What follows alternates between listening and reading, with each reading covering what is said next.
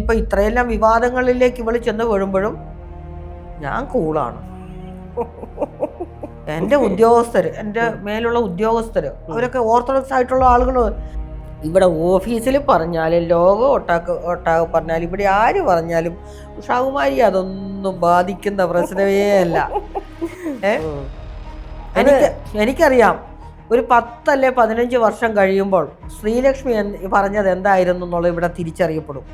നിന്റെ ചർച്ചയിൽ നീയും നിന്റെ മകളും മാത്രമായിരിക്കണം, അല്ലാതെ അറക്കത്തറവാടിനെ കുറിച്ച് പറഞ്ഞേക്കരുത്. നീയും നിന്റെ മകളും മാത്രമായിരിക്കണം. എല്ലാവരും ഭയങ്കര ദേഷ്യത്തിലും കലിപ്പിലുമാണ് ഉള്ളത്. അവിടെ പേര് കേസ് കൊടുക്കാനായിട്ടിരിക്കുക എന്ന് പറഞ്ഞു. ഇവളുടെ പേരിൽ അറക്കത്തറവാടിനെ അപമാനിച്ചു. അപ്പോൾ ഞാൻ ഏത് തറവാട്ടിലുണ്ടായതാ? അവരെല്ലാം കൂടെ കേസ് കൊടുക്കാൻ. ഞാൻ പറഞ്ഞു നിങ്ങൾ കൂടെ കേസ് കൊടുക്കും. എൻ്റെ അമ്മയോട് ചോദിച്ചിട്ടുണ്ട്, ഈ പെണ്ണിനെ എന്നെ ഇതുവരെ കെട്ടിച്ച് വിടാത്ത നീ, അവൾക്ക് എന്തെങ്കിലും പേരുദോഷം അവൾ എന്തെങ്കിലും ഉണ്ടായിട്ടുണ്ടോ, അതോ ഇനി അവൾക്ക് വല്ല മാറാരോഗം ഉണ്ടോ എന്ന് അമ്മയോട് ചോദിച്ചിട്ടുണ്ട്. അമ്മേ എനിക്ക് അംഗൻവാടിയിലെ കഞ്ഞി കുടിക്കാനാ കൊതി എന്ന് പറഞ്ഞു എന്നോട് പറഞ്ഞു. അന്നേരം ഞാൻ അന്ന് പറഞ്ഞു, അമ്മ ഇന്ന് വരുമ്പോൾ അംഗൻവാടിയിൽ നിന്ന് കഞ്ഞിയും കൊണ്ട് വരാൻ കേട്ടോ എന്ന് പറഞ്ഞു. കഞ്ഞി വിളമ്പി കഴിഞ്ഞപ്പോഴത്തേനും കഞ്ഞിയില്ല, ബാക്കി കൊണ്ടുപോകാൻ. പക്ഷെ അവരും കഞ്ഞി എടുത്തിട്ട് പോരണമെന്ന് ഞാൻ വിചാരിച്ചു. കഞ്ഞിയില്ല. കൊടുത്ത ഭക്ഷണം എന്നാ കഴിച്ചു, ഇവർ മുഴുവൻ കഴിച്ചുമില്ല 2 പിള്ളേർ. ഈ കഞ്ഞി ഞാനെടുത്ത് കളയാതെ ഞാനെടുത്ത് വീട്ടിൽ കൊണ്ടുവന്നാൽ ഒന്നുകൂടെ വൃത്തിയായി കഴുകി ഞാൻ അടുപ്പത്ത് വെച്ച് തിളപ്പിച്ച് ഞാൻ എൻ്റെ മൂക്ക കൊടുത്തിട്ടുണ്ട്. ശരിക്കും കഞ്ഞിക്കില്ലാത്തതുകൊണ്ട് തന്നെ അങ്ങനെയൊക്കെ ചെയ്യേണ്ടി വന്നത്, കഞ്ഞി വെക്കാനില്ലാത്തതുകൊണ്ട്. എങ്ങനെ മനുഷ്യന്മാർക്ക് നുണ പറഞ്ഞ് കുഞ്ഞുങ്ങളും ഉണ്ടാക്കി ഭൂമിയിലേക്ക് വരുന്ന കുഞ്ഞുങ്ങൾ, അല്ല ഒരാളെ വിശ്വസിപ്പിക്കാൻ വേണ്ടി ഒരു സ്ത്രീയുടെ ജീവിതം, ആ സ്ത്രീയെ ചുറ്റിപ്പറ്റി നിൽക്കുന്ന ആളുകളുടെ സാധാരണക്കാർ. അത് അതിനകത്തുള്ള സംഭവം എന്ന് പറഞ്ഞു കഴിഞ്ഞാൽ അവളുടെ ബാക്കിലേക്ക് കുറേ അനുഭവങ്ങളുണ്ട്, അവളുടെ കുടുംബത്തിൽ കുറേ അനുഭവങ്ങളുണ്ട്, ചുറ്റുപാടും കാണുന്ന കുറേ അനുഭവങ്ങളുണ്ട്. ഇപ്പം ഞാൻ അമ്മയോട് പറഞ്ഞില്ലേ, നാഗേന്ദ്ര ഹണിമൂൺ എന്ന് പറഞ്ഞ സിനിമ ഇറങ്ങിയപ്പോൾ ഞാനൊരു പെണ്ണ് ഇതുപോലെ തന്നെ ഫേസ്ബുക്കിൽ ഒരു ഓർമ്മക്കുറിപ്പ് എഴുതി വെച്ച്. അവളുടെ അച്ഛൻ ഇതുപോലെ തന്നെ കല്യാണം കഴിച്ച് നടന്നൊരു മനുഷ്യനാണ്. അന്നേരം ഇപ്പോൾ നമ്മൾ അവരെ പോയി ഇൻ്റർവ്യൂ ചെയ്തപ്പോൾ ആ പെണ്ണ് പറഞ്ഞൊരു കാര്യം, അച്ഛൻ വന്നൊരു ഓർമ്മയുണ്ട് പെണ്ണിന്. ലാസ്റ്റ് വന്ന മടിയിലിരുത്തിയിട്ട് പോയി, പിന്നെ കണ്ടിട്ടില്ല. പക്ഷെ അവൾക്ക് ഇപ്പോഴും അച്ഛനെ ഭയങ്കര ഇഷ്ടമാണ്. അച്ഛൻ കുറേ കല്യാണം കഴിച്ചെന്നറിയാം. അത് ഭയങ്കര ഒരു പബ്ലിക്കായിട്ട് സ്പീച്ചൊക്കെ നടത്തുന്ന ഒരു പെൺകുട്ടിയാണ്. അവൾ പറയുന്നത്, ഞാൻ തമിഴ്നാട്ടിൽ എവിടെയെങ്കിലും പോകുമ്പോൾ എൻ്റെ വിശ്വാസം ആ കാണുന്ന ജനക്കൂട്ടത്തിൽ എൻ്റെ കൂടപ്പറപ്പുകളുണ്ടെന്നാണ്. അച്ഛൻ ആരാന്നറിയില്ല, അച്ഛൻ ആരെയൊക്കെ കല്യാണം കഴിച്ചെന്നറിയില്ല, അതിലാരാണ് എൻ്റെ കൂടപ്പറപ്പുകളെന്നറിയില്ല. അതായത് അച്ഛൻ്റെ സ്നേഹമൊന്നും കിട്ടിയിട്ടില്ല, അത്രയും അപമാനം സഹിക്കും. ഇപ്പം അമ്മ ഈ പറയുന്ന കാര്യങ്ങളെല്ലാം ഞാനിപ്പോൾ ഇങ്ങനെ ഒരു ഇതിൽ നിൽക്കുന്നുണ്ടാകും. ഞാനിങ്ങനെ മുഴുവൻ സീൻ ബൈ സീൻ ഇങ്ങനെ കാണുക. ആളുകൾ വന്ന് നിൽക്കുന്ന രവീനെ കാണാനോ രവീനെ അറസ്റ്റ് ചെയ്യുന്നില്ല, അവർക്കൊരു ആനന്ദമാണ് ഇതൊക്കെ കാണാൻ. എന്തോ അവിടെ ആ വീട്ടിൽ സംഭവിക്കുന്നുണ്ട്. മാത്രമല്ല അമ്മയുടെ അമ്മ തൊട്ട് നമ്മുടെ അമ്മമ്മ തൊട്ട് അനുഭവിക്കുന്ന ഓരോ കാര്യങ്ങളുണ്ട്. അവിടെ നിന്ന് അനുഭവിച്ച ഒരു സ്ത്രീ, പിന്നീട് അമ്മ, ഇവർക്ക് നാട്ടുകാർക്കൊക്കെ ഇതൊരു ഒക്കെ വേദനയായിരിക്കാം, പക്ഷെ അതിലപ്പുറം പറഞ്ഞ് ചിരിക്കാനൊരു കാരണമാണ്. തീർച്ചയായിട്ടും ഇന്നത് എനിക്കത് ഞാനത് കാണുമ്പോൾ എല്ലാം ഇങ്ങനെ, നമ്മൾ എത്ര സ്ട്രോങ് ആയിട്ട് എടുക്കുമ്പോഴും ആളുകൾ പറയുന്നൊരു ഡയലോഗ് ഉണ്ട്. ഇപ്പം അമ്മ തന്നെ പറഞ്ഞു, എൻ്റെ വീട്ടിൽ കയറിയാൽ നിന്റെ കാല് ഞാൻ തല്ലി ഓടിക്കൂടാന്ന് പറയുമ്പോൾ അവിടെ അഹങ്കാരം കൊണ്ടാ അവൻ വേറെ പോയെന്നേ പറയത്തുള്ളൂ. അതെ, തീർച്ചയായിട്ടും പറയും. അങ്ങനെ പറയുന്നതുകൊണ്ട് അമ്മയത്തല്ലേ 2 ഭാഗമൊന്നും പറയൂലേ എന്ന് പറഞ്ഞ പോലെ അത് തന്നെയാണ്. അത് ഓരോരുത്തരുടെ വ്യൂ ആണല്ലോ അങ്ങനെ പറയാനുള്ള സാഹചര്യം വരുന്നത്. ഇപ്പോൾ ഇവളുടെ ഈ അച്ഛൻ ഇങ്ങനെ വന്ന് കൈകാര്യം ചെയ്ത് കഴിഞ്ഞപ്പോഴത്തേനും ഇതെല്ലാം അങ്ങോട്ട് സ്പ്രെഡ് ചെയ്തു. നാട്ടുകാരും വീട്ടുകാരും എല്ലാം ചർച്ചാ വിഷയമായി കഴിഞ്ഞപ്പോൾ എൻ്റെ വീടിൻ്റെ നേരെ ഓപ്പോസിറ്റ് എൻ്റെ ബന്ധു, അതായത് എൻ്റെ മൂത്തമ്മയുടെ മോളാണ് എൻ്റെ നേരെ വീടിന് മുമ്പിൽ താമസിച്ചത്. അവർ പറഞ്ഞ, ഇവക്ക് വന്നതിനേക്കാളും നല്ലത് വേറെ ആർക്കെങ്കിലും വന്നോ എന്നും പറഞ്ഞ് എന്തായിരുന്നു ചിരിയെന്നറിയോ. അപ്പോൾ അവർക്കും 3-4 മക്കളുള്ള ഒരമ്മയാണ്. എൻ്റെ കല്യാണം കഴിഞ്ഞിട്ട് 1 മാസം കഴിഞ്ഞപ്പോഴാണ് അവരുടെ മകളുടെ കല്യാണം കഴിയുന്നത്. അപ്പോൾ അങ്ങനെ എന്നെ പരിഹസിച്ചുകൊണ്ട്, അതുപോലെ തന്നെ ഞാൻ ജോലിക്ക് പോയിച്ച് ഈ 6 മാസം, ഞാൻ പറഞ്ഞല്ലോ 6 മാസമായപ്പോൾ ഞാൻ ഇട്ടേച്ച് പോയി കഴിഞ്ഞാൽ പിന്നെ അമ്മ എന്നോട് പറയുന്ന 5 മണിയാകുമ്പോൾ മുതൽ കാല് ഇങ്ങനെ ഉരയ്ക്കാൻ തുടങ്ങും. എന്നെ കാണേണ്ട ആ ഓർമ്മയിൽ ഇവള് കുഞ്ഞ് അന്നേരം തൊട്ടടുത്തൊരു വീട്ടിൽ 2 പിള്ളേരുണ്ട്. ആ പിള്ളേരുടെ അടുത്ത് പോയി അവർ എന്നിട്ട് എന്തെങ്കിലും ചാടുകയോ മറിയോ ഒക്കെ ചെയ്യുമ്പോഴാണ് വിളിച്ചിരിക്കുക. അങ്ങനെ ഏകദേശം 1 മണിക്കൂർ നേരം അവരുടെ അടുത്ത് ചിലവഴിക്കും അമ്മ. അങ്ങനെ അന്നേരത്തിന് ഞാൻ ഓടിക്കത്തിച്ചെത്തുള്ളൂ. വന്നു കഴിഞ്ഞിട്ട് ഞാൻ ഇവൾക്ക് പാല് കൊടുക്കാൻ വേണ്ടിയിട്ട് നമുക്കൊന്ന് വാഷ് ചെയ്യാൻ പോലുള്ള സമയം കിട്ടില്ല. അത്രയും തിരക്കാണ്, പാല് കുടിക്കാനുള്ള തിരക്ക്. എന്നുവെച്ചാൽ ഞാൻ ഇവരിങ്ങനെ പറയാൻ തുടങ്ങി കഴിഞ്ഞപ്പോഴുണ്ടല്ലോ എനിക്ക് അന്നേരത്തും ഞാൻ ഒച്ചത്തിൽ അങ്ങോട്ട് ഇവളെ ലാളിക്കും, ഒച്ചത്തിൽ ലാളിക്കും. കൊച്ചി പാല് കുടിക്കുന്ന സമയത്ത് പാട്ടും പാടി കഥയും പറഞ്ഞ് അവിടെ പലതരത്തിലുള്ള ഓമനിക്കുന്ന പേരുകളും ഒക്കെ വിളിച്ച് ഞാൻ ഇങ്ങനെ അവൾ അന്നേരം ഇതെല്ലാം കേട്ടപ്പോൾ ഓ അവക്ക് മാത്രം ഒരു കൊച്ചുണ്ടായേക്കുന്നു. ഇതെല്ലാം ചെയ്യുമ്പോൾ പറയുന്നത് അവക്ക് മാത്രം ഒരു കൊച്ചുണ്ടായേക്കുന്നു, വേറെ ആർക്കും ഉണ്ടായിട്ടില്ല. ഇവിടെ മറ്റുള്ളവർക്ക് കൊച്ചുണ്ടായോണ്ട് അന്വേഷിക്കുന്ന കാര്യം എനിക്കില്ല. എനിക്ക് ലാളിക്കാനുണ്ടായേക്കുന്നത് എനിക്ക് നമുക്ക് വേണമെന്ന് വിചാരിച്ചിട്ടുണ്ടായ കുഞ്ഞാണ്, നമുക്ക് വേണമെന്ന് വിചാരിച്ചിട്ടുണ്ടായ കുഞ്ഞാണ്. അപ്പോൾ എന്താണെന്ന് വെച്ചാൽ ഞാൻ നിൽക്കുമ്പോൾ എൻ്റെ ഇളയത്തുങ്ങളായിട്ടുള്ളത് എൻ്റെ ഇളയത്തുങ്ങളായിട്ടുള്ള അനിയത്തിമാരുടെ കല്യാണം കഴിഞ്ഞ് വെക്കുന്നു, ആങ്ങളുടെ കല്യാണം കഴിഞ്ഞ് വെക്കുന്നു, എൻ്റെ സ്വന്തം ആങ്ങളെയല്ല കസിൻ ബ്രദർമാരുടെയൊക്കെ കല്യാണം കഴിഞ്ഞ് വെക്കുന്നു. അപ്പോൾ 28 വയസ്സിലാണ് ഞാൻ കല്യാണം കഴിക്കുന്നത്. അപ്പോൾ എന്നെ കല്യാണം കഴിപ്പിച്ച് വിടാൻ വീട്ടിൽ ആളില്ല, ഉത്തരവാദിത്തപ്പെട്ട് ചെയ്യാൻ വേണ്ടിയിട്ടാളില്ല. പക്ഷേ ഞാൻ എൻ്റെ തറവാട്ടിലാണ് നിന്നിരുന്നെങ്കിൽ തീർച്ചയായിട്ടും എൻ്റെ ഇളയച്ചൻ എന്നെ ആ രീതിയിലേക്ക് ഏതെങ്കിലും ഒരു ഫാമിലിയിലേക്ക് എന്നെ എത്തിക്കും. പക്ഷേ ആ കാലഘട്ടത്തിൽ എന്ന് പറയുമ്പോൾ ഞാൻ പറഞ്ഞില്ല, ഞങ്ങളെ പ്രാപ്തരാക്കുന്നിടം വരെ ഒരു 33 വയസ്സ് വരെ എൻ്റെ ഇളയച്ചൻ വിവാഹം കഴിച്ചിട്ടില്ല ഞങ്ങളെ വളർത്താൻ വേണ്ടിയിട്ട്.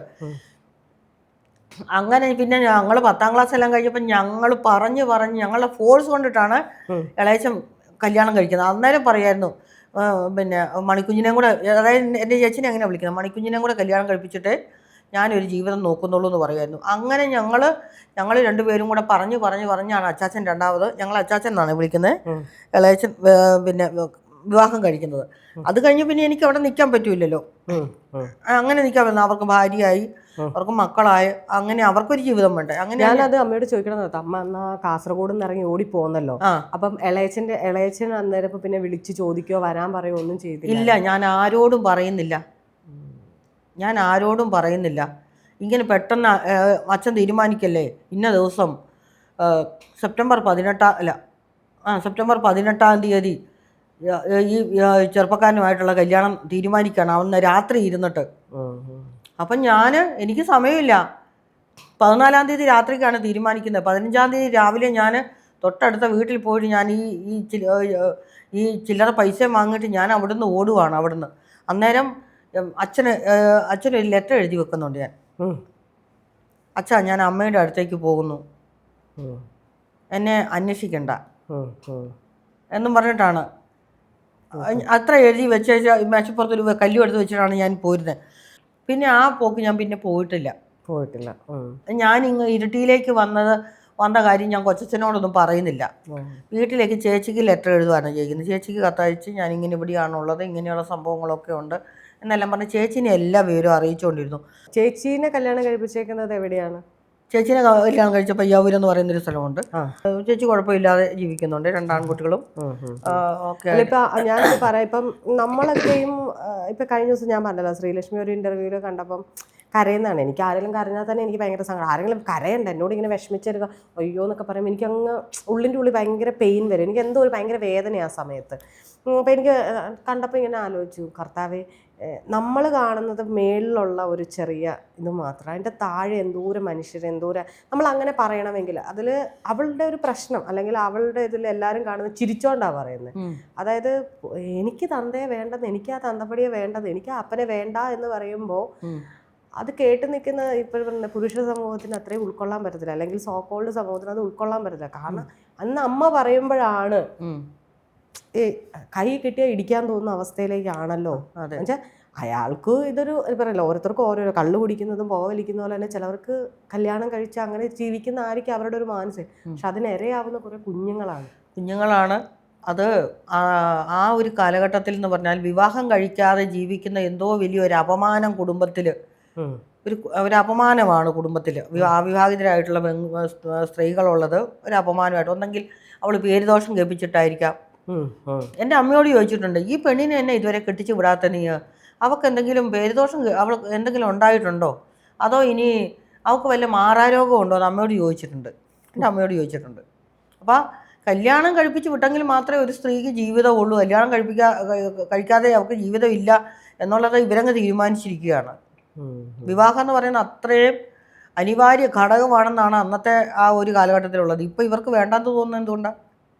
ഇപ്പം വേണ്ടാന്ന് തോന്നുന്നത് ഇൻഡിപെൻഡൻ്റ് ആയിട്ട് ജീവിക്കാം. ഞാൻ എപ്പോഴും പിന്നെ ഞാൻ അംഗൻവാടി ടീച്ചറാണെന്ന് പറഞ്ഞല്ലോ.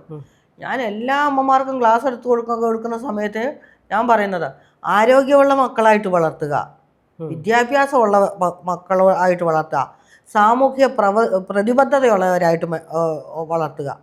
അല്ലാതെ നമ്മൾ പണം ഈ കൂടുതലൊക്കെ ശമ്പളത്തിന് വേണ്ടിയിട്ട് നമ്മളെ മക്കളെ വളർത്തുകയും പഠിപ്പിക്കുകയും ചെയ്ത് സിലബസ് മാത്രമായിരിക്കരുത് സ്റ്റഡി എന്ന് പറയുന്നത്. നമ്മുടെ ചുറ്റുപാടുകളിൽ ഏതെല്ലാം തരത്തിലുള്ള മനുഷ്യരുണ്ടെന്നുള്ളതും അതിനകത്ത് ഏതെല്ലാം തരത്തിൽ പ്രയാസം അനുഭവിക്കുന്നവരുണ്ടെന്ന് നമ്മൾ കാണണം. അവർക്ക് എന്തെങ്കിലും പെട്ടെന്നൊരു കുട്ടി വീണാൽ ഓടിച്ചെന്ന് അവനെ പിടിച്ച് എണീപ്പിക്കാൻ വേണ്ടിയിട്ട് നമ്മുടെ മക്കൾക്ക് ആവണ്ടേ? പല കുട്ടികളും അയ്യോ അവൻ വീണേ എന്ന് പറഞ്ഞിട്ട് നിൽക്കുകയാണല്ലോ ചെയ്യുന്നത്. അപ്പം നമ്മൾ ശരിക്കും എന്താ പറയുന്നത്, ഈ ശരിക്കും പറഞ്ഞാൽ ഒരു ഡോളിനെ പോലെയാണ് നമ്മുടെ കുട്ടികളെ എല്ലാം വളർത്തുന്നത്. അവർ അങ്ങോട്ട് തിരിയാൻ സമ്മതിക്കില്ല, ഇങ്ങോട്ട് തിരിയാൻ സമ്മതിക്കില്ല, അവരുടെ കൈകാലുകൾ ഇളക്കാൻ വേണ്ടി സമ്മതിക്കും. ഞാൻ ഇന്നലെ റെയിൽവേ സ്റ്റേഷനിൽ നിൽക്കുമ്പോൾ രണ്ട് കുഞ്ഞു മക്കളെ ഈ ഒരു കവറിനകത്ത് ഇപ്പോഴും ബേബി കെയർ ഉണ്ടല്ലോ, അതിനകത്ത് ഒരു കവറിനകത്തൊക്കെ എൻ്റെ മുഖം മാത്രമേ കാണുന്നുള്ളൂ. 2 ജെൻസാണ് എടുത്തേക്കുന്നത്. ഇങ്ങനെ കൊണ്ടുപോവാണ്. അന്നേരം ഞാൻ പണ്ട് നമ്മൾ പഴതുണിക്കകത്താണ് ഈ കുഞ്ഞിനെ അല്ലേ, തുണിക്കകത്ത് ആ തുണിയിൽ കടന്നു തന്നെ ആ കുഞ്ഞുങ്ങൾ കൈയും കാലും ഒക്കെ ഇളക്കും. ഇതിനകത്ത് ഇല്ല, ഇതിനകത്ത് സ്പേസ് ഇല്ല. ആ കുഞ്ഞിന് അതിൻ്റെ സ്വാതന്ത്ര്യം, അത് ഗർഭപാത്രത്തിൽ കണ്ടപ്പോൾ അത് കുറച്ചും കൂടെ റിലാക്സ്ഡ് ആയിരുന്നു. ഇപ്പോൾ പുറത്തേക്ക് വന്നപ്പോൾ അതിനെ ചുരുട്ടി കൂട്ടി വെച്ചേക്കുക. ഇത് തന്നെയാണ് ഇനി അതിൻ്റെ ബാക്കിയുള്ള കാര്യങ്ങളിലേക്ക് എല്ലാം പോകുന്നത് ഇങ്ങനെ തന്നെയാണ്. നമ്മളിപ്പോ അമ്മ അത് പറഞ്ഞപ്പോഴേ നമ്മുടെയൊക്കെ വീട്ടിൽ പ്രസവമൊക്കെ വരുന്ന സമയത്ത് മുന്നേ തന്നെ വെള്ള സാരി അല്ലേ കീറി വെച്ച് തുണി വെച്ച്, ഇപ്പം ഞാനും എൻ്റെ നാത്തും പ്രസവിച്ച സമയത്ത് ഇത് കെട്ടാനൊക്കെ പഠിച്ചതൊക്കെ ഓർമ്മയുണ്ട്. കുഞ്ഞിനെ ഇങ്ങനെ ഡൈപ്പർ കെട്ടുന്ന പോലുള്ള അതെനിക്കിങ്ങനെ ആലോചിക്കും. പക്ഷെ നമ്മൾ അങ്ങനെ കെട്ടാം, പക്ഷെ അവർക്ക് കൈയും കാലും റിലാക്സ് ചെയ്യാൻ കൊടുക്കണ്ടേ? അവരുടെ ഹെൽത്ത് മൂവ്മെന്റ് തന്നെ എന്ത് പറയുന്നത്, അതെന്താടാ ഇവർ ചലിപ്പിക്കുന്നുണ്ടോ, കരയുന്നുണ്ടോ അല്ലേ? അതാണ് അവർക്ക് എന്തെങ്കിലും ഹെൽത്ത് ഇഷ്യൂസ് ഉണ്ടോ എന്ന് അറിയുന്നത് തന്നെ അവരുടെ മൂവ്മെന്റിൽ നിന്നാണ്. കൈയും കാര്യം അനക്കാതെ വെച്ചിട്ടുണ്ട്, കുഞ്ഞിനെന്തോ പ്രയാസം വന്നു. അതുപോലെ അത് കരയുന്നില്ലെങ്കിലും അതുപോലെ തന്നെയാണ്.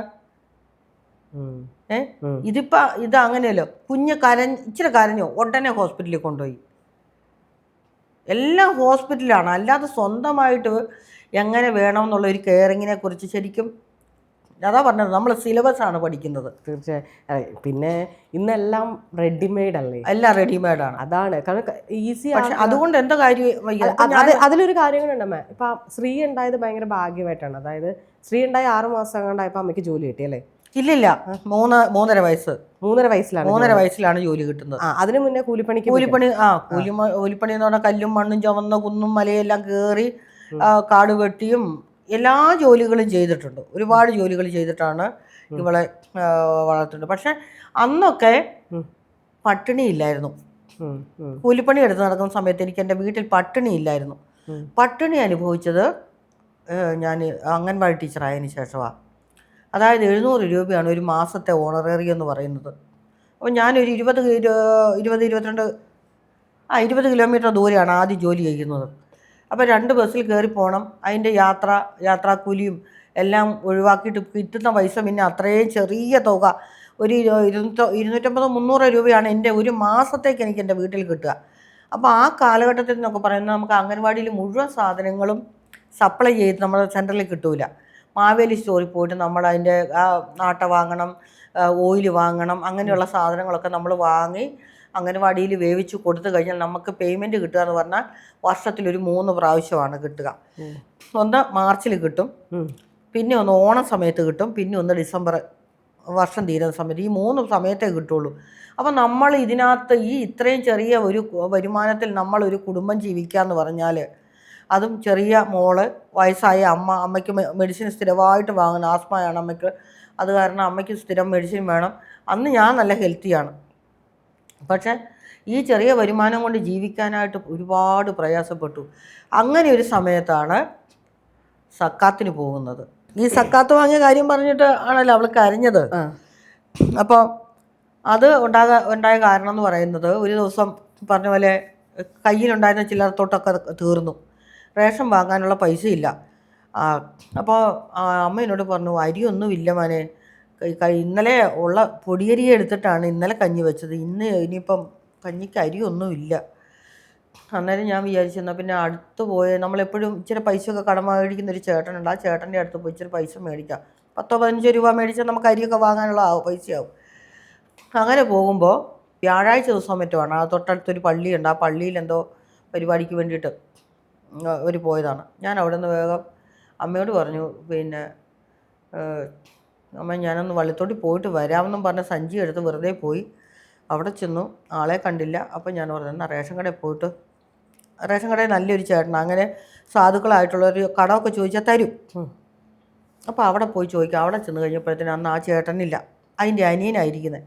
അപ്പോൾ അവിടുന്ന് ഞാൻ അവിടുന്ന് തിരിച്ചു വന്ന് ഇനി ആരോട് ചോദിക്കുമെന്നൊന്നും എനിക്കൊരു തിരുപാടില്ല. വീട്ടിലേക്കൊക്കെ അരിയില്ലാണ്ട് ഞാൻ എങ്ങനെയാണ് വീട്ടിലോട്ട് കയറി ചെല്ലുക? അങ്ങനെ ടൗണിൽ തന്നെ ഒരു വീടുണ്ട്, പഴയ ഒരു കുടിയേറ്റക്കാരുടെ വീടാണ്. കാരക്കാട്ടെന്ന് പറയും. കാരക്കാട്ട് പേരമ്മാന്നാണ് നമ്മളെല്ലാവരും വിളിക്കുക. ഇപ്പം അവരവിടെയൊന്നുമില്ല, അവരെല്ലാം മരിച്ചു പോയി. ആ സ്ഥലമൊക്കെ വിറ്റ് പോയി. അപ്പോൾ ഇടയ്ക്കല്ല ഇവളെയും കൊണ്ട് ഇവള് കുഞ്ഞായിരിക്കുന്ന സമയത്ത് പുറത്ത് പോയി കഴിഞ്ഞാൽ അവിടെ വന്നിട്ടാണ് ഞാൻ പാല് കൊടുക്കാനൊക്കെ ഇരിക്കുക. അന്നേരം ഞാൻ പറഞ്ഞു എന്നാൽ കാരക്കാട്ട് പേരമ്മയുടെ അടുത്ത് ചെന്നിട്ട് 1 കിലോ അരി വായ്പ വാങ്ങാം, കടം വാങ്ങാമെന്ന് വിചാരിച്ചിട്ട് അങ്ങനെ അവിടെ വന്നു കഴിഞ്ഞപ്പോൾ വന്ന പാടെ എൻ്റെ ചോദിച്ചു എന്നാ പെണ്ണേ നീ ഈ വഴിക്ക് പോയിട്ട് എന്നാ നീ അതുപോലെ വന്നതെന്ന് ചോദിച്ചപ്പോൾ ഞാൻ പറഞ്ഞു റേഷൻ കടയിൽ പോയതാ വല്യമ്മേ, പേരമ്മേ, പിന്നെ പൈസയൊന്നും കയ്യിലില്ലായിരുന്നു, മാത്തേട്ടൻ അവിടെ ഇല്ല, അനിയനാവുള്ളത്, അത് കാരണം ചോദിക്കാൻ വേണ്ടി ഞാനിങ്ങ് പോകുന്നു എന്ന് പറഞ്ഞു. എന്നിട്ട് നീ എന്നൊക്കെ കുടിച്ചോ, നിനക്ക് വെള്ളം വേണമെന്ന് ചോദിച്ചു. അന്നേരം ഇവരെന്നാ ചെയ്യുന്ന, അന്നൊക്കെ കൊടുക്കുമ്പോഴത്തേന് കുറച്ച് വറ്റിട്ടിട്ടാണ് വെള്ളം തരിക. കുറച്ച് വറ്റുമിട്ട് ഉപ്പൊഴിച്ച് വെള്ളം തന്ന് ഞാൻ ആ വെള്ളം കുടിച്ചിട്ട് ചോറ് വേണോ, ഇച്ചിരി ചോറ് എടുക്കട്ടെ എന്ന് ചോദിച്ചു. വേണ്ടാന്ന് പറഞ്ഞു. വീട്ടിൽ കഞ്ഞിക്കില്ല. അപ്പം ഞാൻ പറഞ്ഞു വേണ്ടാന്ന് പറഞ്ഞു. ഇച്ചിരി കഞ്ഞി കുടിച്ചിട്ട് പൊക്കോടി വേണ്ടെന്ന് പറഞ്ഞു. ഞാൻ എന്നിട്ട് വേണ്ട വല്യമ്മേ, വേണ്ടില്ല, ഞാൻ വീട്ടിലേക്ക് ചെല്ലട്ടെ എന്ന് വിചാരിച്ചു. അന്നേരം ഞാൻ വിചാരിച്ചു ഞാൻ ആരോടെങ്കിലും കടം പോകുന്ന വഴിക്ക് ഇച്ചിരി അരി വായ്പ മേടിക്കാമെന്ന് വിചാരിച്ചു. അന്നേരം എന്നോട് പറഞ്ഞു നീ അങ്ങോട്ട് ചെല്ല്, കഴിഞ്ഞുകൊണ്ടിട്ട് എന്നെ പറയാം, അവിടെ സക്കാത്ത് കൊടുക്കുന്നു. അവിടെ വലിയൊരു മുതലാളി ഉണ്ടായിരുന്നു, മുസ്ലിം. അപ്പോൾ എല്ലാ വർഷവും ഇഷ്ടംപോലെ സാധുക്കളെയൊക്കെ ഒരുപാട് സഹായിച്ച ഒരു മനുഷ്യനാണ്. അങ്ങോട്ട് ചെല്ലുക, അവിടെ സക്കാത്ത് കൊടുക്കുന്നുണ്ട്, 5 കിലോ അരി വീതം കിട്ടും, ചെല്ലാം അങ്ങോട്ടെന്ന് പറഞ്ഞു. ഞാനങ്ങനെ ചെന്ന് അതിൻ്റെ മതിലിന് പുറത്ത് നിന്നു. അപ്പോൾ എല്ലാവരും മുസ്ലിങ്ങളാണല്ലോ സക്കാത്ത് വാങ്ങാൻ പോകുന്നത്. അപ്പോൾ എനിക്ക് ഭയങ്കര നാണക്കേട് കൊണ്ട് സങ്കടമുണ്ട്, എങ്ങനെയാണ് എന്നാ ചെയ്യേണ്ടതെന്ന് അറിയില്ല. ഞാൻ അതിൻ്റെ പുറകെ അവിടെ നിന്ന് കഴിഞ്ഞപ്പോഴത്തേനും അവിടെ ഒരാൾ കണ്ടിട്ട് എന്നെ ഇങ്ങനെ കൈ കാട്ടി വിളിച്ച് വരാൻ പറഞ്ഞു. അന്നേരം ഞാൻ കയറി ചെന്നപ്പോഴത്തേനും അയാൾ വേഗം സക്കാത്ത് വാങ്ങാൻ വന്നതാണോ എന്ന് ചോദിച്ചു. അന്നേരം ഞാൻ തലയാട്ടി അങ്ങോട്ട് പോയി നിന്നോളാൻ പറഞ്ഞു. വരിയായിട്ട് ഇങ്ങനെ കൊടുക്കുകയാണ്. അങ്ങനെ ചെന്നു. അവർ 5 കിലോ അരി എനിക്ക് തന്നു. ഞാൻ ആ അരിയും മേടിച്ച് വലിയ സന്തോഷവതിയായിട്ട് ഞാൻ വീട്ടിലേക്ക് വന്നു. അപ്പോൾ അതാണ് ശ്രീമോള് അത് കരഞ്ഞത്. അതിനേക്കാളും ദുരന്തമായിട്ടുള്ള വേറെ ഒരു കാര്യമുണ്ട്. ഞാൻ അംഗനവാടിയിൽ പണിയെടുത്തുകൊണ്ടിരിക്കുന്ന സമയത്ത് തന്നെ ഈ പറഞ്ഞ പോലെ കഞ്ഞിക്കില്ല, ഇവൾക്ക് മാത്രമുള്ള എങ്ങനെയെങ്കിലും ഒപ്പിച്ച് ഞാൻ വെക്കും.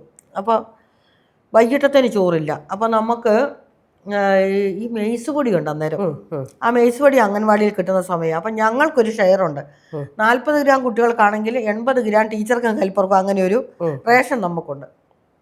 അപ്പോൾ അത് കൊണ്ടുവന്നിട്ടാണ് ഞങ്ങൾ വൈകിട്ടത്തെ ഭക്ഷണം ഉണ്ടാക്കുന്നത്. അന്നേരം ഒരു ദിവസം പറയുക, അമ്മേ എനിക്ക് അംഗൻവാടിയിലെ കഞ്ഞി കുടിക്കാനാണ് കൊതി എന്ന് പറഞ്ഞു എന്നോട് പറഞ്ഞു. അന്നേരം ഞാൻ അന്ന് പറഞ്ഞു അമ്മ ഇന്ന് വരുമ്പോൾ അംഗൻവാടിയിൽ നിന്ന് കഞ്ഞിയും കൊണ്ട് വരാൻ കേട്ടോ എന്ന് പറഞ്ഞു. സാധാരണ പോലെ അന്ന് ഹെൽപ്പർ 2-3 ദിവസമായിട്ട് ലീവാണ്. 2 കുട്ടികൾ സാധാരണ ആ ആഴ്ച വന്നില്ല. അപ്പോൾ അത് ഞാൻ വേഗം എന്നിട്ട് എൻ്റെ രാവിലത്തെ ഭക്ഷണം ഉണ്ടാക്കി, ഉച്ചയ്ക്ക് കഞ്ഞി ഉണ്ടാക്കി, അരിയെല്ലാം ഇട്ട് കഴിഞ്ഞപ്പോൾ ഈ വരാതിരുന്ന പിള്ളേർ 2 വന്നു. കഞ്ഞി വിളമ്പി കഴിഞ്ഞപ്പോഴത്തേനും കഞ്ഞിയില്ല ബാക്കി കൊണ്ടുപോകാൻ. ശകലം കഞ്ഞി എടുത്തിട്ട് പോരണമെന്ന് ഞാൻ വിചാരിച്ചു. കഞ്ഞിയില്ല. കൊടുത്ത ഭക്ഷണം എന്നാ കഴിച്ചു, ഇവർ മുഴുവൻ കഴിച്ചുമില്ല 2 പിള്ളേർ. ഞാൻ അന്നേരം നോക്കുമ്പോൾ ഇന്നത്തെ പോലെ കറിയൊന്നുമില്ല, വെറും കഞ്ഞി മാത്രമാണ്. ഈ കഞ്ഞി ഞാനെടുത്ത് കളയാതെ ഞാനെടുത്ത് ഈ ചരുവത്തിനകത്തെ വെള്ളത്തിനകത്തോട്ടിട്ട് നല്ലവണ്ണം കഴുകി വൃത്തിയാക്കി വേറൊരു പാത്രത്തിൽ എടുത്തു വെച്ചു. വീണ്ടും അതൊന്നുകൂടെ കഴുകി എടുത്തിട്ട് ഞാനത് ഒരു പ്ലാസ്റ്റിക് കൂടിനകത്തിട്ട് 2-3 പ്ലാസ്റ്റിക് കൂടിനകത്തിട്ട്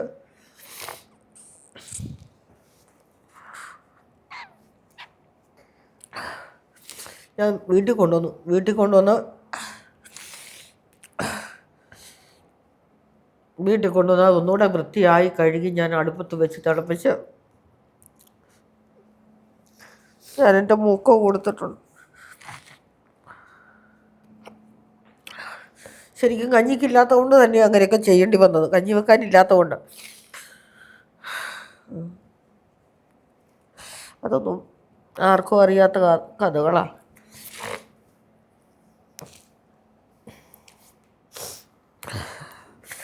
അങ്ങനെ ഒത്തിരി ഒത്തിരി പട്ടിണി കിടന്നിട്ടുണ്ട്. ദാരിദ്ര്യത്തിൽ എന്ന് പറഞ്ഞാൽ ആ കാലഘട്ടമൊക്കെ പറഞ്ഞാൽ ശരിക്കും സാമ്പത്തിക അരാജകത്വം എന്നെ പിടികൂടിയത്. അംഗൻവാടി ജോലി ചെയ്യുന്ന സമയത്താണ് ഞാൻ ദാരിദ്ര്യം അറിഞ്ഞതും പട്ടിണി അറിഞ്ഞതും എല്ലാം ഞാൻ അറിഞ്ഞത് അങ്ങനെയാണ്.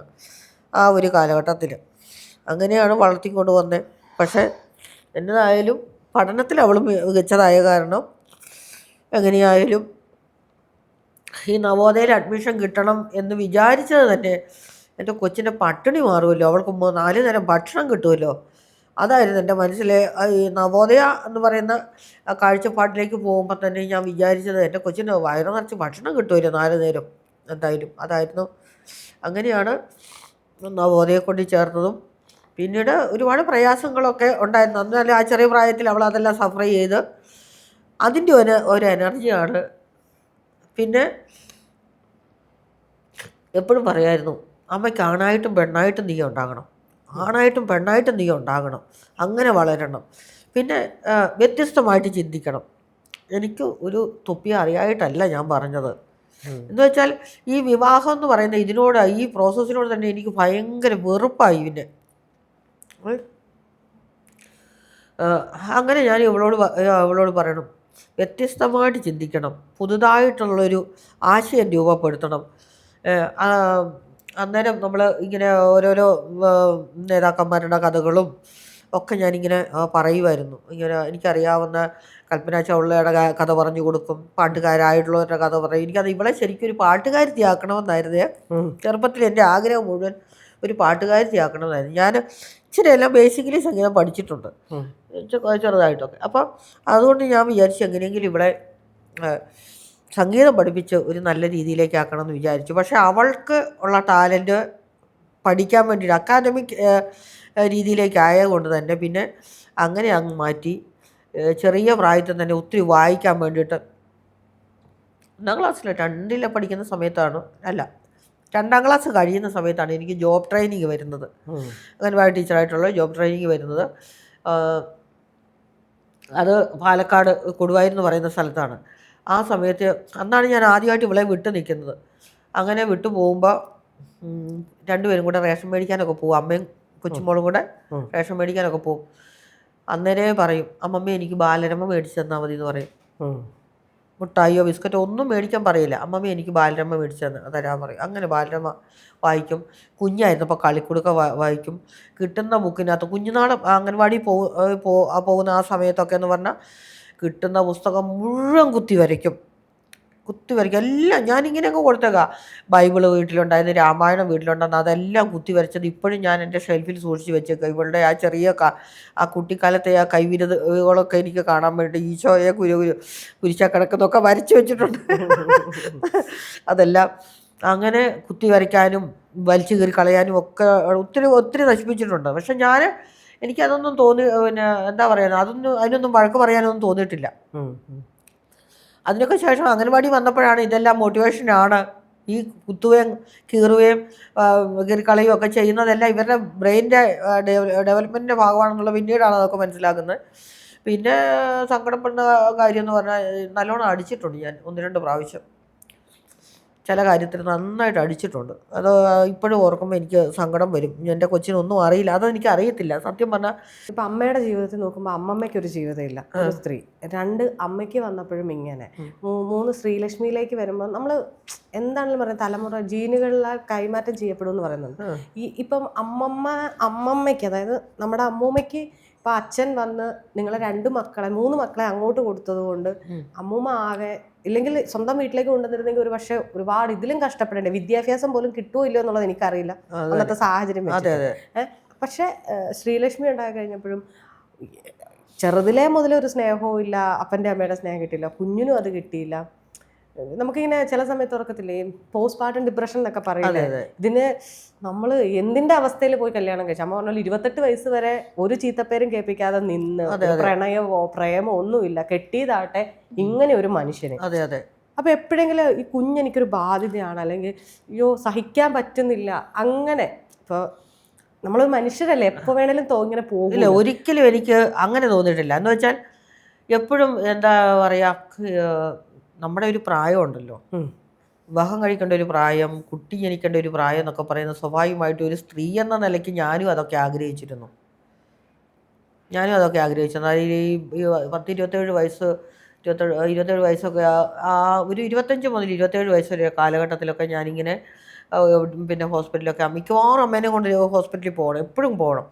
അപ്പോൾ അങ്ങനെയൊക്കെ പോകുന്ന സമയത്ത് ഇങ്ങനെ പ്രഗ്നൻസി ആയിട്ടുള്ള സ്ത്രീകളെയൊക്കെ കാണുമ്പോൾ അന്നേരം ഞാൻ ഓർത്തിട്ടുണ്ട്, എനിക്കും ഒരു കുഞ്ഞുണ്ടായിരുന്നെങ്കിൽ എന്ന് ഞാൻ ആലോചിച്ചിട്ടുണ്ട്. അപ്പോൾ അതുകൊണ്ട് തന്നെ ഇവള് കല്യാണം കഴിഞ്ഞ പാടയായി ഞാൻ പ്രഗ്നൻ്റ് ആണെന്നറിഞ്ഞത് ഞാൻ ഭയങ്കര ഹാപ്പി ആയിരുന്നു.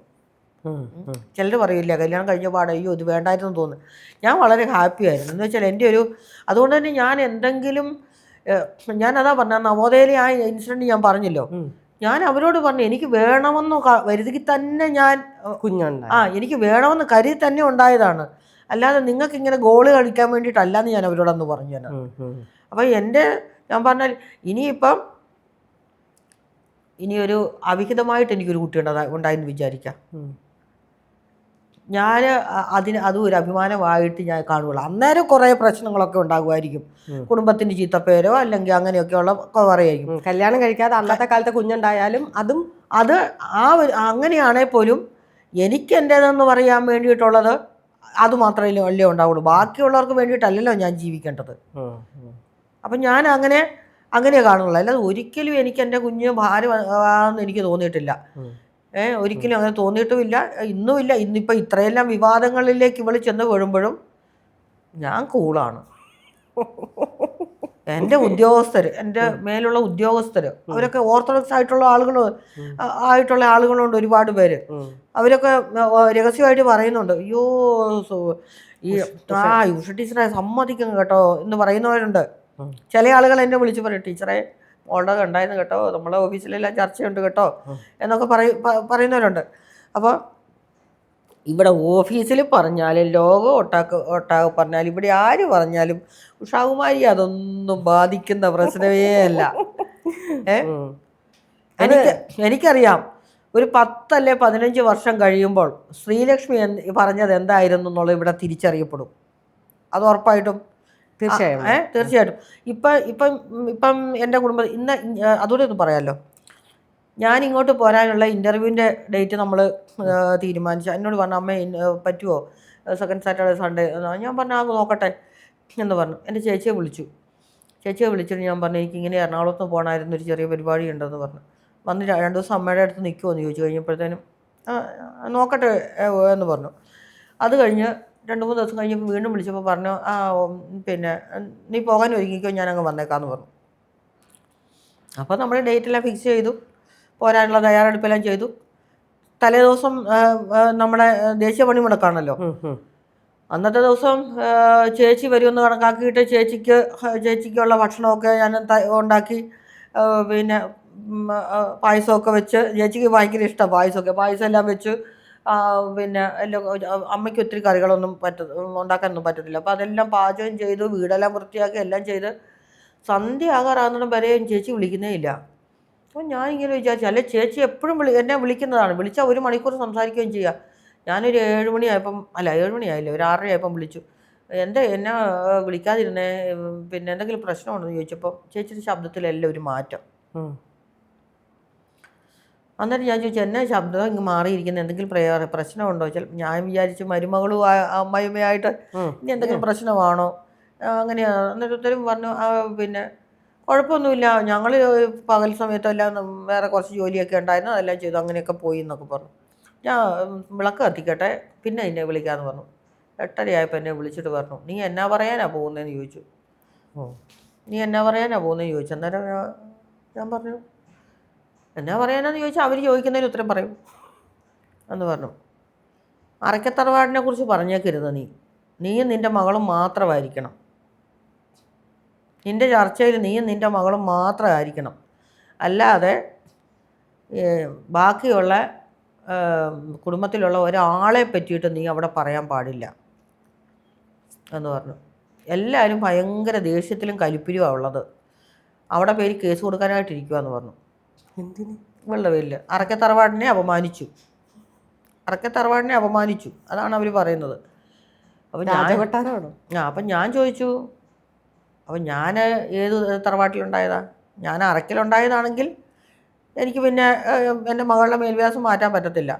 അതൊന്നും അറിയത്തില്ല. ഇപ്പം അവരെല്ലാം കൂടെ കേസ് കൊടുക്കാൻ ഞാൻ പറഞ്ഞു, നിങ്ങൾ കൊണ്ട് കേസ് കൊടുക്കുക, കൊണ്ട് കേസ് കൊടുക്കുമെന്ന് പറഞ്ഞിട്ട് ഞാൻ പറഞ്ഞു, ചേച്ചി നാളെ വരണ്ട, ചേച്ചി വരണ്ട. വന്നു കഴിഞ്ഞാൽ ചിലപ്പം ചേച്ചി അമ്മയോട് എന്തെങ്കിലുമൊക്കെ ചിലപ്പം മുറുമുറുത്തെങ്കിലും ഓർത്ത് ഞാൻ പറഞ്ഞു, ചേച്ചി നാളെ വരണ്ടെന്ന് പറഞ്ഞു. ഓ, നീയാണോ തീരുമാനിക്കുന്നത്? എൻ്റെ അമ്മയെ കാണാൻ എപ്പോൾ വരണം പോകണമെന്ന് ഞാനല്ലേ തീരുമാനിച്ചിരിക്കുന്നത് പറഞ്ഞു. ആയിക്കോട്ടെ എന്ന് പറഞ്ഞു.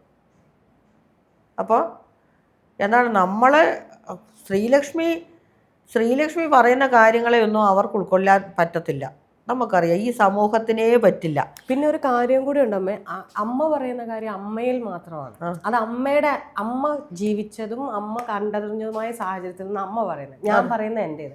അതൊരിക്കലും എൻ്റെ അമ്മയുടെയോ എൻ്റെ അപ്പൻ്റെയോ ചിന്താഗതിയുമായിട്ട് പൊരുത്തപ്പെടണമെന്നോ ഒരിക്കലും ബന്ധമില്ല. അതിന് പക്ഷേ എല്ലാവരും ചെയ്യുന്നതെന്ന് വെച്ചാൽ, ഞാൻ പറഞ്ഞത് എന്നെ പറയാൻ പറ്റില്ല, എൻ്റെ തന്തേനെയും തള്ളേനെയും കുടുംബക്കാരെയും പറയാൻ. എനിക്ക് എൻ്റെ ലൈഫ് പറയുമ്പം എനിക്ക് ഇവരെയൊക്കെ പരാമർശിക്കാതെ പറയാൻ പറ്റുമോ?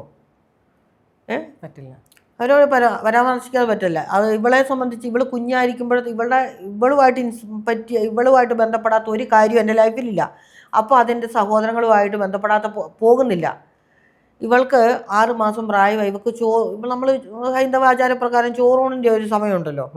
അപ്പോൾ ചോറ് കൊടുക്കണം, ആണുങ്ങളാരും ഇല്ല. അപ്പോൾ അമ്മ പറഞ്ഞു, ആണുങ്ങളാണ് ചോറ് കൊടുക്കേണ്ടത്, നമുക്കൊരു കാര്യം ചെയ്യാം, ബ്രദറിനോട് പറയാം.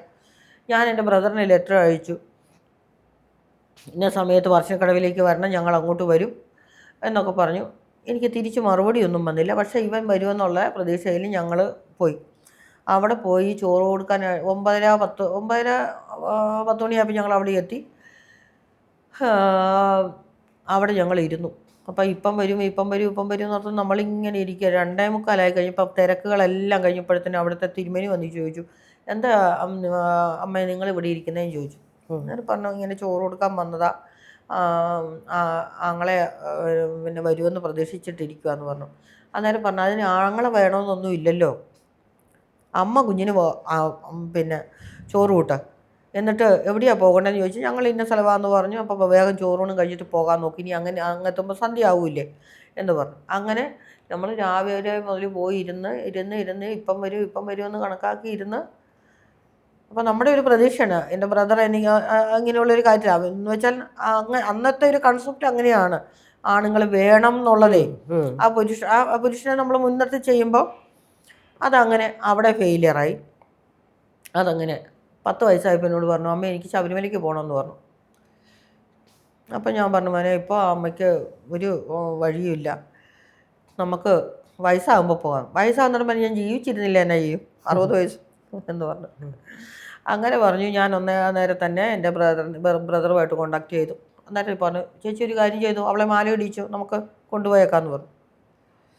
മാലയിടിയിലെല്ലാം കഴിഞ്ഞ് 10-15 ദിവസം കഴിയുമ്പോൾ പറയുക, എനിക്ക് പോകാൻ പറ്റിയില്ല കേട്ടോ ചേച്ചി, പിന്നെ കൊച്ചിനെ നമുക്ക് ആരുടെയെങ്കിലും കൂടെ വിടാമെന്ന്. ഒന്ന് ആലോചിച്ച് നോക്ക്.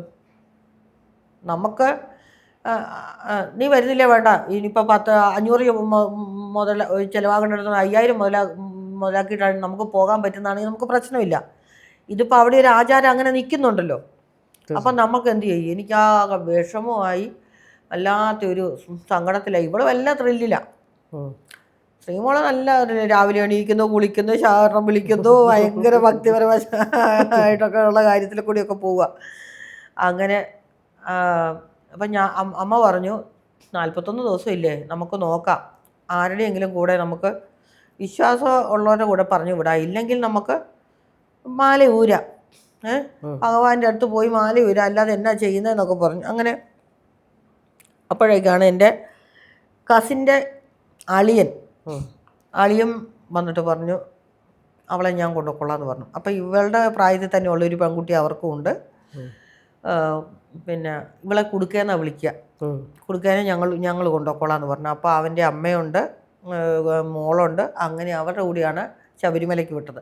അപ്പോൾ എൻ്റെ ഒരു ബ്രദർ എന്നൊരു സ്ഥാനത്ത് ഞാൻ അവനെ കുറ്റം പറയല്ല, അവൻ്റെ സാഹചര്യം കൊണ്ടായിരിക്കും അവൻ അങ്ങനെ ആയിപ്പോയത്. പക്ഷെ നമുക്ക് പറ്റാത്ത ചില കാര്യങ്ങൾ നമ്മൾ അങ്ങനെ ചെയ്യുമ്പോഴത്തേനും നമുക്ക് ഒരു ഹെൽപ്ഫുള്ളായിട്ട് നിൽക്കേണ്ട ഒരാളല്ലേ. അപ്പോൾ അങ്ങനെയൊക്കെയുള്ള പ്രയാസങ്ങളൊക്കെ നമുക്ക് വന്നിട്ടുണ്ട്. അതൊക്കെ പറയാം. ശ്രീലക്ഷ്മിനെ എന്തിനോ അടിച്ചെന്ന് പറഞ്ഞിട്ടില്ലായിരുന്നു? അതെന്ന് പറഞ്ഞാൽ പിന്നെ വലിയ അവൾ ചെയ്ത ഒരു കുറ്റമായിട്ടില്ല. ഇവൾക്ക് ചെറിയ എന്തായാലും ഹൈപ്പർ ആക്ടിവിറ്റി പോലെ ആയിരുന്നു. ചെറിയ എന്തെങ്കിലും വേണമെന്ന് തോന്നിക്കഴിഞ്ഞാൽ അത് കിട്ടിയേ അടങ്ങുള്ളൂ. അങ്ങനത്തെ, അല്ലെങ്കിൽ അത് കിട്ടിയിട്ടില്ലെങ്കിൽ കരഞ്ഞ് കരഞ്ഞ് കരഞ്ഞ് കരഞ്ഞ് 1 മണിക്കൂർ 1.5 മണിക്കൂറൊക്കെ ഇരുന്ന് ഇങ്ങനെ കാലൊരച്ച് ഇങ്ങനെ ഇങ്ങനെ കരഞ്ഞ് കരഞ്ഞ് കരഞ്ഞ് അവസാനം ഈ കാല് പൊട്ടി ചോര വന്നു കഴിഞ്ഞാൽ സന്തോഷമായി, അന്നേരം നിർത്തും. അതുവരെ ഇങ്ങനെ കാല് നീട്ടി മുറ്റത്തിരുന്നിട്ട് ഇങ്ങനെ വരയ്ക്കും. ഇനിയിപ്പോൾ അഥവാ ഇത് പൊട്ടിയിട്ടില്ലെങ്കിൽ ഈ മണ്ണിനകത്ത് ഇങ്ങനെ ആക്കിയിട്ട് ഇങ്ങനെ ഒരച്ചൊരച്ചൊരച്ചൊരച്ച് അങ്ങനെ ചോര ഒഴുകി കഴിഞ്ഞാൽ അമ്മേ ചോര വന്നു എന്ന് പറയും. ഞാൻ അടിച്ച കേസ് എന്നൊക്കെ പറയുന്നതെന്ന് പറഞ്ഞാൽ ഞാൻ പറഞ്ഞില്ല, അന്ന് മഹിളാ അസോസിയേഷൻ്റെ പ്രവർത്തനം കൊണ്ട് നടന്നിരുന്നു. അപ്പോൾ അങ്ങനെ ഒരു കാലഘട്ടത്തിൽ കുടുംബശ്രീയൊക്കെ ആദ്യം വരുന്ന സമയത്ത് 99. അപ്പോൾ ആ പ്രദേശത്ത് ആദ്യം ഞാനാണ് ഇതിൻ്റെയൊക്കെ ആളുകളെയൊക്കെ കൂട്ടി ഇങ്ങനെ സംഘമൊക്കെ രൂപീകരിച്ച് പ്രവർത്തനം നടക്കുന്നത്. അപ്പോൾ ഇവർ ഒരാശയം വന്നു, നമുക്കൊരു ലേലം വിളിക്കുക, എന്തെങ്കിലും ഒരു സാധനം കൊണ്ടുവന്നിട്ട്. അപ്പോൾ സംഘത്തിന് കുറച്ച് പൈസ ആകുമല്ലോ നമുക്ക് എന്തെങ്കിലും. അപ്പോൾ ഇവരെന്തോ ഈ ബൗള് പോലത്തെ എന്തോ സാധനം കൊണ്ടു. ഇത് കണ്ട പാടെ പറഞ്ഞു ഇതെനിക്ക് വേണമെന്ന് പറഞ്ഞു. അപ്പോൾ ആദ്യത്തെ 1 മാസം ഇങ്ങനെ ലേലം വിളിച്ച് ആരോ അത് കൈക്കലാക്കി അവരങ്ങ് കൊണ്ടുപോയി. അത് കൊണ്ടുപോയതിന് ഭയങ്കരമായിട്ട് കരഞ്ഞ് ഇതുപോലെ തന്നെ അവസ്ഥയിൽ പൊളിച്ചു. രണ്ടാമതായപ്പോൾ ഞാൻ അന്നേരം പറഞ്ഞു ഈ പരിപാടി വേണ്ട നമുക്ക്, എൻ്റെ മോള് വല്ലാതെ പ്രശ്നമാക്കുന്നുണ്ട്, അത് കാരണം അത് വേണ്ട എന്ന് പറഞ്ഞു. ഇവൾ കരഞ്ഞാൽ ഇങ്ങനെയാണല്ലോ. അന്നേരം പറഞ്ഞു നിങ്ങളുടെ കൊച്ചു കരയുന്നുണ്ട്, നമുക്ക് തീരുമാനിച്ച കാര്യങ്ങൾ ചെയ്യാൻ അതിരിക്കാൻ പറ്റിയെന്ന് പറഞ്ഞാൽ എൻ്റെ ബന്ധു തന്നെയാണ് പറയുന്നത്. അങ്ങനെ രണ്ടാമതും ഇതുപോലെ എനിക്കത് വേണം എന്ന് പറഞ്ഞു. നമുക്ക് ഇത് കിട്ടുന്നിടം വരെ വിളിക്കാൻ നമ്മുടെ ഈ പൈസ ഇല്ലല്ലോ. അങ്ങനെ വിളിച്ച് അത് വേറൊരാൾ കൊണ്ടുപോയി. കരച്ചിലങ്ങ് തുടങ്ങിയിട്ടൊരു രക്ഷയില്ല. ഒരു മുല്ലവടി അവിടെ നിന്ന് പറിച്ചിങ്ങെടുത്ത് കാളം പൂളം അടിച്ചു. ദേഹം മുഴുവനും, പുറവും ദേഹവും എല്ലാം മൊത്തം. അന്നൊരു 10-15 അടിയെങ്കിലും അടിച്ചിട്ടുണ്ടെന്ന് തോന്നുന്നത്. അതിങ്ങനെ ഓർക്കുമ്പോഴത്തേനും നെഞ്ചിനകത്ത് ഇങ്ങനെ വിങ്ങും. അത് ഭയങ്കരമായിട്ടും ചില സമയത്ത് വെറുതെ ഇങ്ങനെ ഓർക്കും ഞാൻ. അത് ഓർത്ത് കഴിഞ്ഞാൽ എനിക്ക് പിന്നെ അന്ന് ഭക്ഷണം കഴിക്കാൻ പോലും പറ്റിയില്ല, അത്രയ്ക്ക് ഒരു പ്രയാസം ഇങ്ങോട്ട് വരും. അങ്ങനെ ഒരു അടി കഴിച്ചാൽ ഭയങ്കരമായിട്ടും എന്താ പറയുക, ശരിക്കും പറഞ്ഞാൽ അതൊക്കെ അതല്ല ഈ സാമ്പത്തികമായിട്ട് ബന്ധപ്പെട്ടാണ് ഇത്. ഇതിനൊക്കെ ഒരു സാമ്പത്തിക ബന്ധങ്ങളുണ്ട്. പിന്നെ എന്താ പറയുക, അന്നൊന്നും എനിക്ക് കറക്റ്റായിട്ട് അറിയത്തില്ല, ഇങ്ങനെ കുഞ്ഞുങ്ങളെ അടിക്കരുതെന്നുള്ളത് അറിയില്ല. അതെല്ലാം പിന്നെ ഈ ഫീൽഡിൽ വന്ന് ജോബ് ട്രെയിനിങ് ഒക്കെ കിട്ടിക്കഴിയുമ്പോഴാണ് കുട്ടികളെ അടിക്കാൻ പാടില്ല, അവർ നമ്മുടെ ഓളം വളർന്ന മനസ്സല്ല അവരുടെ എന്നുള്ളത് പിന്നീടാണ് അതൊക്കെ മനസ്സിലാക്കി വരുന്നത്. ഇപ്പം എന്ന് പറഞ്ഞാൽ ഒരമ്മയും ഏതമ്മ തല്ലുന്ന കണ്ടാലും ഞാൻ അന്നേരം സ്പോട്ടിൽ പ്രതികരിക്കും, വഴക്ക് പറയുകയോ ഒക്കെ ചെയ്യുന്നുണ്ടല്ലോ. അന്നേരം ബസ്സിലൊക്കെ വന്ന് ടണ്ണിൽ നുള്ളിപ്പറിക്കുകയൊക്കെ ചെയ്യുന്ന ചില പേരൻസ് ഉണ്ട്, കുഞ്ഞുങ്ങൾ അങ്ങനെയുള്ളവർ. അന്നേരം ഞാൻ തന്നെ പറയും കുഞ്ഞുങ്ങളെ അങ്ങനെ ചെയ്യില്ലേ, അത് അവരുടെ കുറ്റമല്ലല്ലോ, നമ്മളോളം ആയിട്ടില്ല അവർ. അതുകൊണ്ട് ഞാൻ എപ്പോഴും പറയുന്നൊരു കാര്യമാണ്, നമ്മൾ ചിന്തിക്കുന്ന പോലെ ചിന്തിക്കാൻ അല്ല ലോകം കണ്ടിട്ടില്ലല്ലോ. അവർ കാണുന്ന നമ്മളിൽ നിന്ന് കിട്ടിയ കുറച്ച് സാധനങ്ങൾ അത് തന്നെ, അതാണ് അവർ നമ്മളോട് സംസാരിക്കുന്നത്. അതെ. നമുക്ക് എന്നാണെങ്കിലും ശ്രീലക്ഷ്മിയുടെ കൂടെ വന്നിരിക്കാം. ഓക്കെ.